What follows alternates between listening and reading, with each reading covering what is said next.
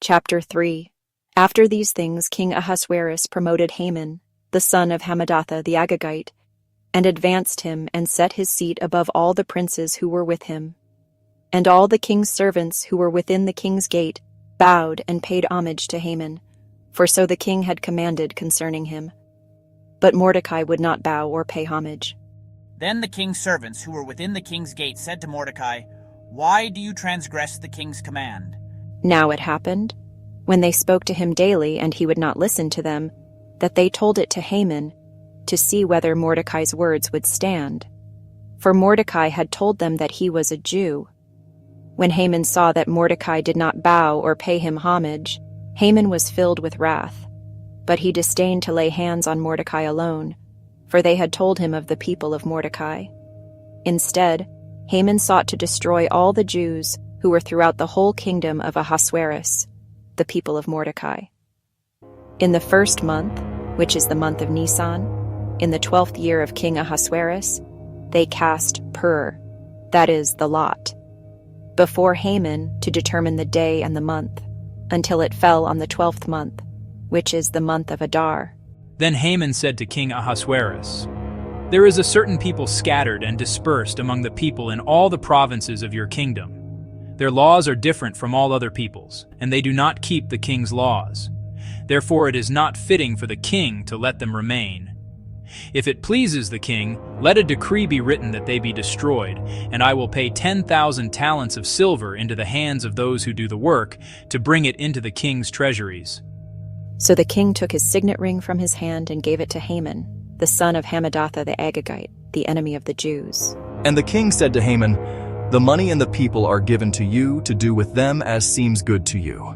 Then the king's scribes were called on the 13th day of the first month, and a decree was written according to all that Haman commanded, to the king's satraps, to the governors who were over each province, to the officials of all people, to every province according to its script, and to every people in their language.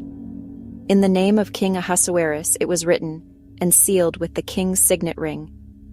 And the letters were sent by couriers into all the king's provinces, to destroy, to kill, and to annihilate all the Jews, both young and old, little children and women, in one day, on the 13th day of the 12th month, which is the month of Adar, and to plunder their possessions.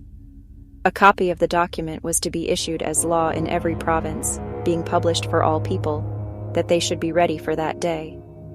The couriers went out, hastened by the king's command, and the decree was proclaimed in Shushan the citadel. So the king and Haman sat down to drink, but the city of Shushan was perplexed. Chapter 4. When Mordecai learned all that had happened, he tore his clothes and put on sackcloth and ashes, and went out into the midst of the city. He cried out with a loud and bitter cry. He went as far as the front of the king's gate, for no one might enter the king's gate clothed with sackcloth. And in every province where the king's command and decree arrived, there was great mourning among the Jews, with fasting, weeping, and wailing, and many lay in sackcloth and ashes. So Esther's maids and eunuchs came and told her, and the queen was deeply distressed.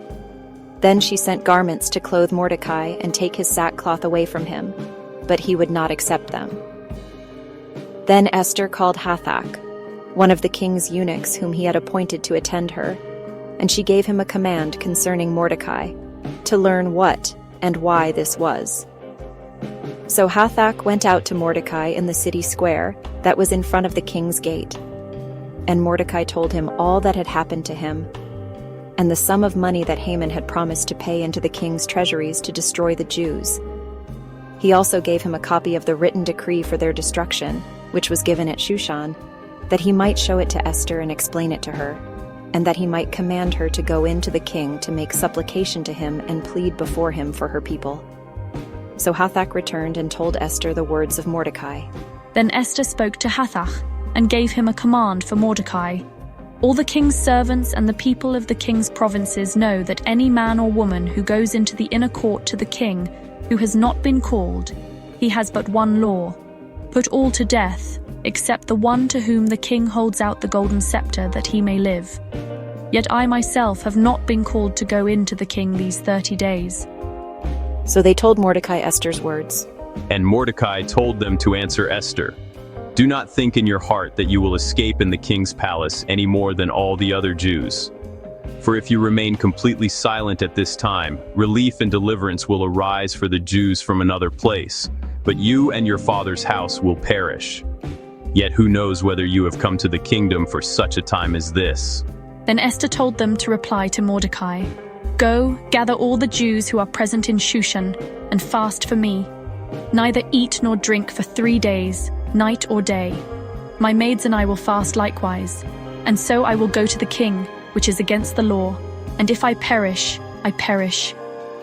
So Mordecai went his way and did according to all that Esther commanded him.